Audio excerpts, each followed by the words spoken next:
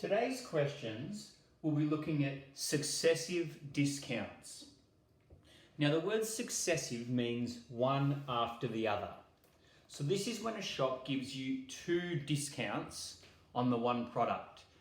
And the example that we're looking at here is a shop could say, all right, we have a 15% off sale for everyone that walks in the store.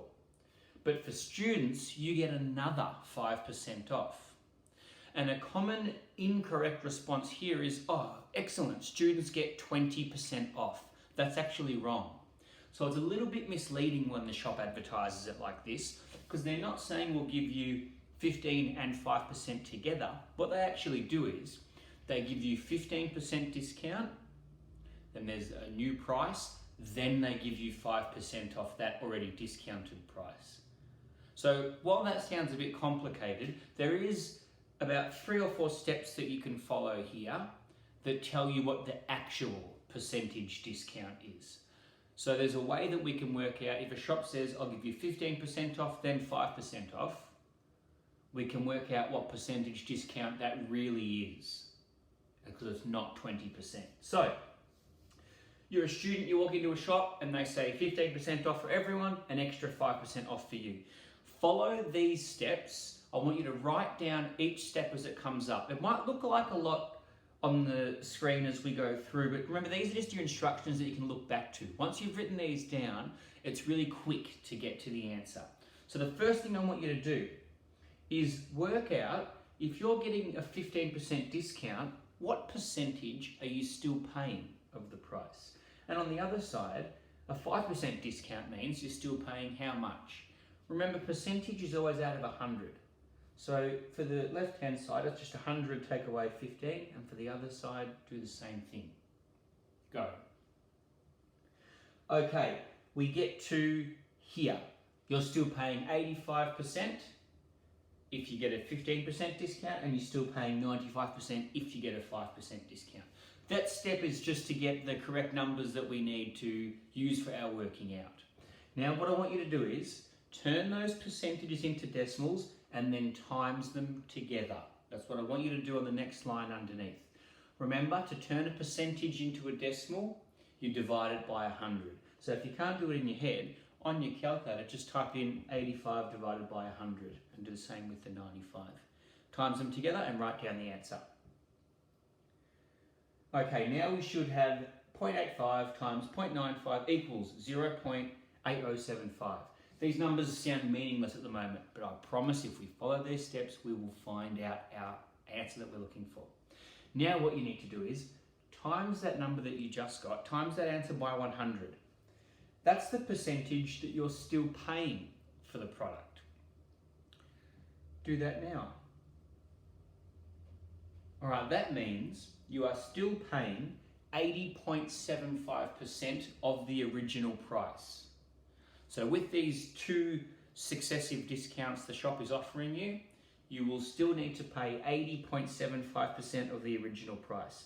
Last step now, if you do 100 take away that number, that tells you what percentage discount you've got.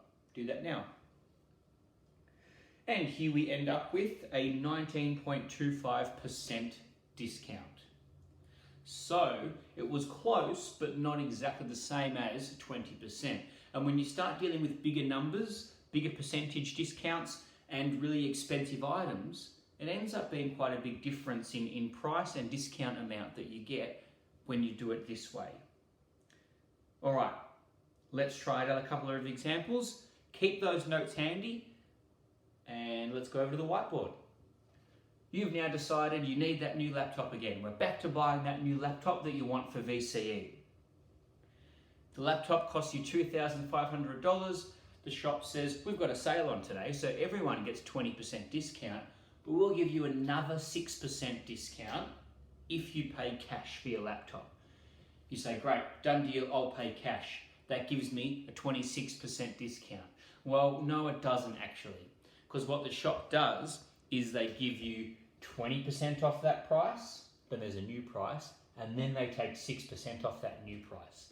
So what we want to work at is, well, what percentage discount am I actually getting? So let's follow all those same steps to find out what is our actual single percentage discount that we're going to receive. So let's start by setting it out the same way.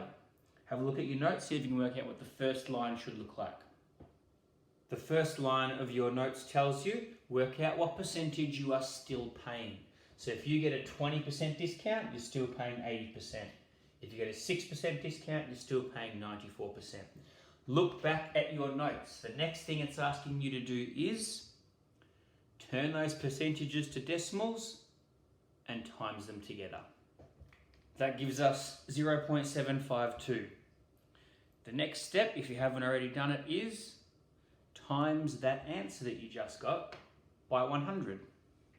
That leaves us to an answer with 75.2. Remember, that's the percentage now that you're still paying.